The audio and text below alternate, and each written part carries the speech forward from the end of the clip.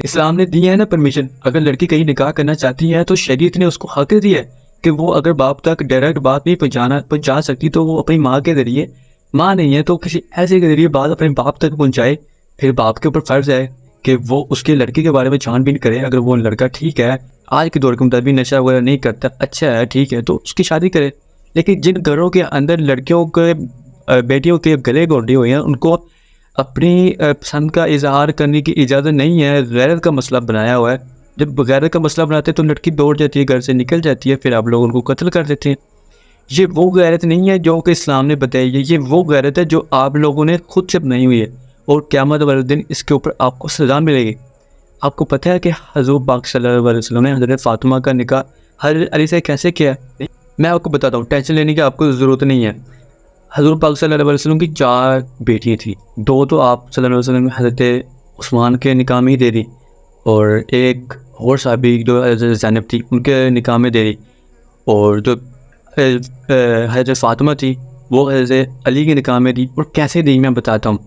سب سے پہلے جب حضرت فاطمہ کی شادی نہیں ہوئی تھی، آپ صلی اللہ علیہ وسلم آئی تھنک مدینہ کے اندر تھے، تو حضرت صدیق علیہ السلام آئے اور بولا کہ میں حضرت فاطمہ کے مطلب نکاح کے لیے، مطلب ان کے ہاتھ مانگنے کے لیے آئے وہ، تو آپ چپ. تو حضرت صدیق اکرم چلے کہ واپس آ گئے. اس کے بعد پھر حضرت عمر علیہ السلام آئے تو انہوں نے اپنی خواہش کا اظہار کیا، وہ بھی چلے گئے، آپ نے کچھ نہیں بولا. اس کے بعد کسی صحابی نے حضرت علی سے کہا کہ آپ جائیں، آپ جا کے اپنی خواہش کا اظہار کریں. تو حضرت علی نے کہا کہ میرے پاس تو گھر بھی نہیں ہے، وہ کرائے کے گھر میں کہیں پہ رہتے تھے.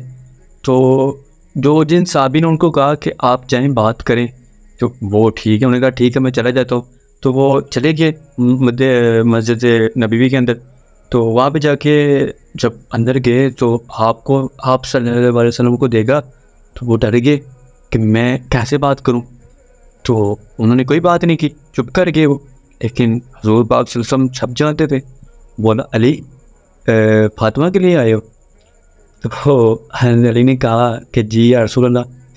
تو آپ صلی اللہ علیہ وسلم نے بولا انشاءاللہ. یہاں پہ بات غور سے سنیں. حضرت علی باہر آ گئے تو بولا کہ میں نے بولا تھا نا کہ منع ہو جاؤ. جن صحابی نے ان کو بھیجا تھا، میں نے مجھے ان کا نام یاد نہیں ہے، میں نے پوچھا کہ کچھ تو بولا ہوگا. تو حضرت علی نے فرمایا کہ انشاءاللہ بولا ہے. تو انہوں نے بولا کہ ہاں تو بس ٹھیک ہے، ہاں ہوگی تمہاری. تو حضور پاک صلی اللہ علیہ وسلم وہاں سے گئے، فاطمہ کے پاس گئے اور ان سے کہا، یہاں پہ بعد میں ایک غور سنیں. ان سے کہنے سے پہلے نا آپ صلی اللہ علیہ وسلم کے پاس نا حضرت جبرائیل علیہ السلام آ چکے تھے اور بولا تھا کہ اللہ کا حکم ہے کہ فاطمہ کا نکاح حضرت علی سے کروا دیں.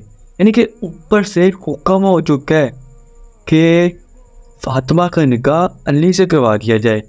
اور آپ صلی اللہ علیہ وسلم سنے اس بات کو، گھر گئے اور فاطمہ کو بولا کہ فاطمہ علی کا رشتہ آیا ہے، ہاں کر دو.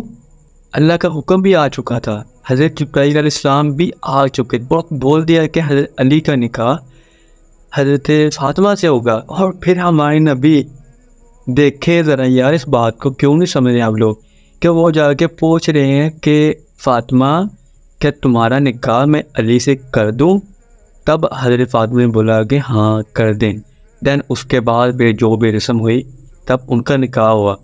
یعنی کہ آپ اس چیز کو سمجھیں کہ ایک حکم بھی ہو چکا تھا اللہ کا، حضرت جبرائیل علیہ السلام بھی آ چکے تھے، اس کے باوجود حضرت محمد صلی اللہ علیہ وسلم ہم فاطمہ کے پاس جا کر پوچھ رہے ہیں ہم سے. مطلب کہ اسلام میں اتنی اجازت دی ہوئی ہے یار، کیوں، کیا ہو گیا ہے؟ زندگی کس نے گزارنی؟ لڑکی نے گزارنی ہے کہ آپ نے گزارنی ہے؟